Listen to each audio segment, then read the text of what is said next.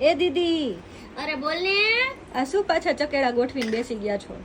જો આપણે ગયા વખતે દીપભાઈના મામેરાને ફેમસ કર્યું હતું. હા. હવે આ વખતે આપણે કરવાનું છે દેવાંશીબેન ને વિમલભાઈનું મામેરું. આપણે બ્રોચ બનાવ્યા છે. હવે આ દેવાંશીબેન ને વિમલભાઈને બેને ફેમસ કરવા છો આજે આ વખતે. એટલે તમે બધાને ફેમસ જ કરવાના એવું ને? વે તો બતાવી દો હાલો એની કઈ ડિઝાઇન છે. જો એક આ દેવાંશીબેનના મામેરાના બ્રોચ બનાવ્યા છે. જો એકદમ સરસ ફોટાવાળા. ઓહો, બહુ મસ્ત છે આ તો. છે ને બાકી. અને એક આ છે વિમલભાઈનું મામેરું. જો નામ સાથે ફોટો. બહુ સરસ લાગે છે.